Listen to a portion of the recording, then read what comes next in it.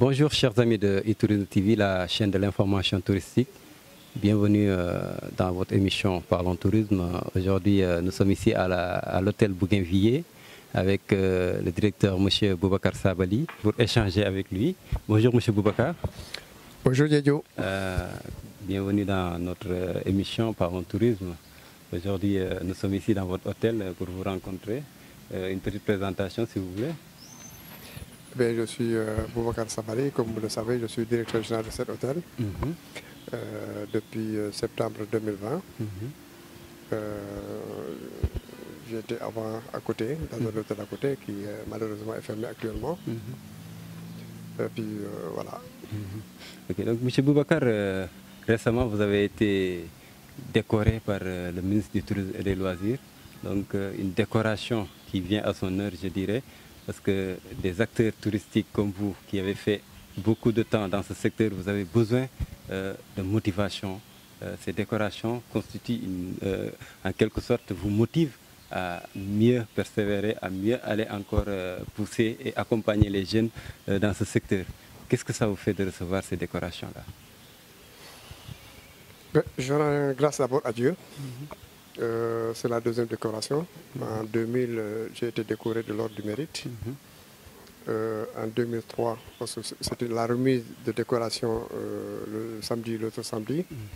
Mais la décoration elle-même, c'est de avril 2003. Donc le samedi, le 9, je pense, c'était la remise des décorations. Donc, je ne crois pas personnellement que la remise d'une décoration est un élément de motivation. C'est une satisfaction certainement, d'une certaine reconnaissance de l'État. Après, on parcourt.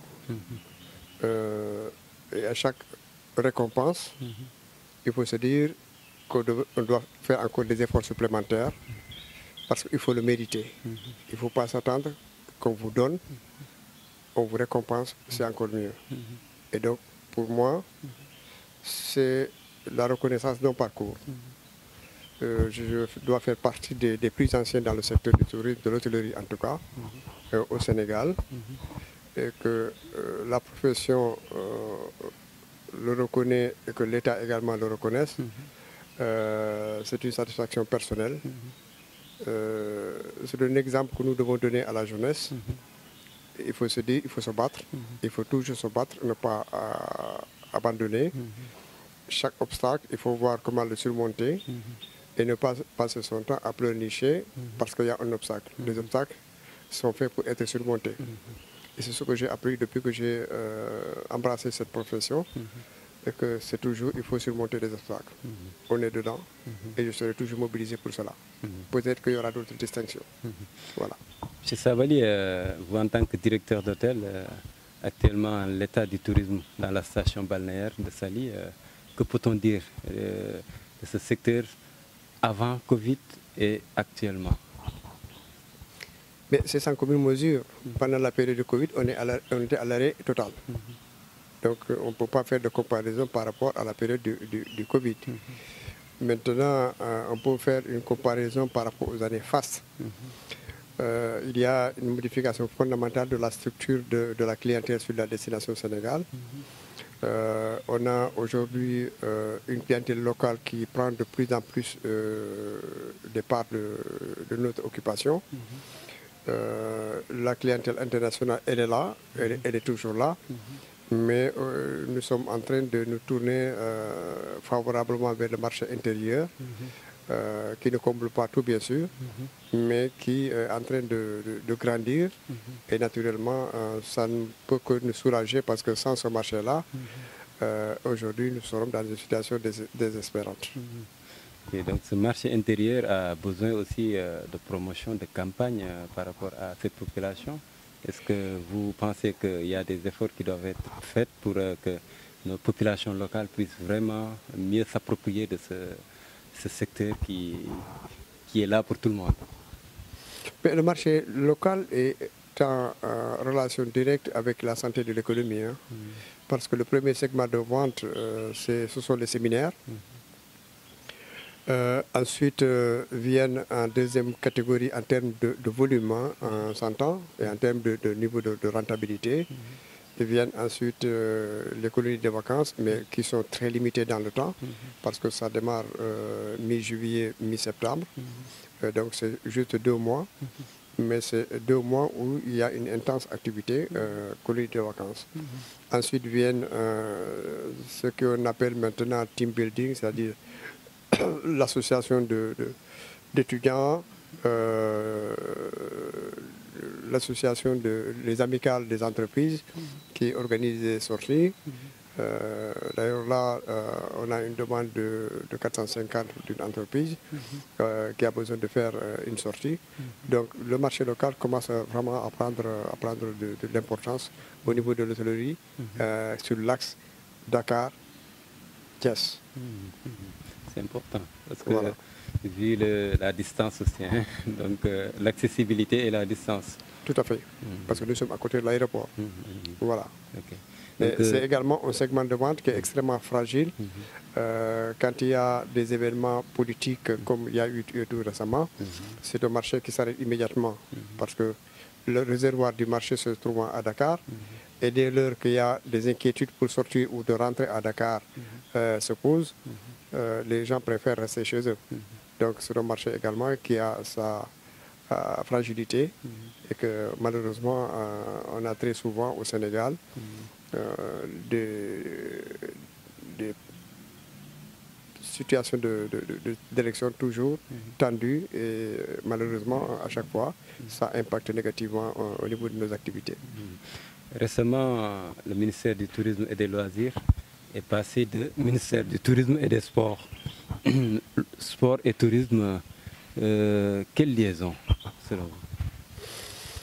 Personnellement, je le regrette parce que le tourisme, on nous a fait valser. Il y a eu un moment, on nous avait rattachés à la culture. Ça n'a pas duré, on nous a rattachés au transport. Ça n'a pas duré, on est revenu tourisme tout court.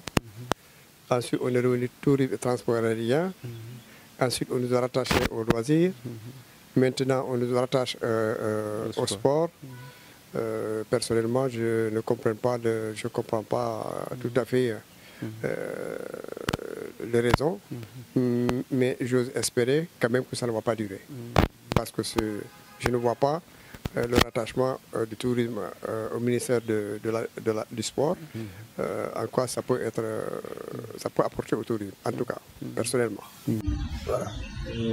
Selon vous, est-ce que le tourisme n'est pas en mesure d'aller indépendamment par rapport à ça, vu sa transversalité, vu son importance, et que les autres viennent l'accompagner, mais que le tourisme soit vraiment autonome?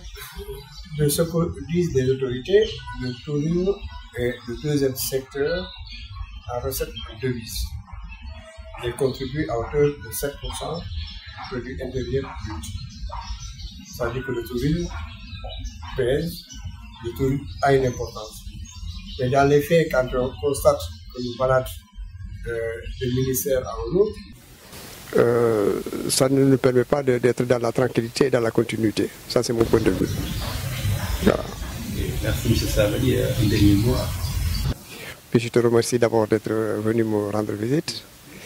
J'espère que les plus jeunes également regarderont leur parcours comme nous, on a regardé le nôtre. C'est-à-dire que se fixer d'abord des objectifs, c'est-à-dire quand on n'a pas d'objectif, on ne sait pas quand on va y arriver. Et se dire que quand on se fixe des objectifs, c'est qu'on est prêt à rencontrer des difficultés, des obstacles. Et que ces obstacles-là ne doivent pas constituer des handicaps. C'est une motivation pour les gravir, les dépasser et avec le sourire, se dire j'y suis parvenu, n'est-ce pas? Et c'est ça qui fait plaisir. On vient de loin. Quand on commençait ce métier, tous les postes de responsabilité étaient occupés par des Européens. Il y avait très peu de Sénégalais, j'en connaissais que 2, qui occupaient des postes de responsabilité, pas de directeur général d'hôtel. D'accord? Et on nous faisait entendre à l'époque que pour les Africains, gérer un hôtel de dimension internationale, ce ne devrait pas être possible. Et nous avons prouvé que c'est possible, que c'est bien possible. Aujourd'hui, il y a beaucoup de directeurs généraux sénégalais qui ont des responsabilités dans de grands hôtels. C'est un plaisir pour nous. Merci encore, M. Sabani. C'est moi qui te remercie. C'est un plaisir de vous recevoir Merci. sur e-Tourisme TV. Chers internautes qui nous suivent sur e-Tourisme TV, c'était tout pour votre émission Parlons Tourisme. À très bientôt.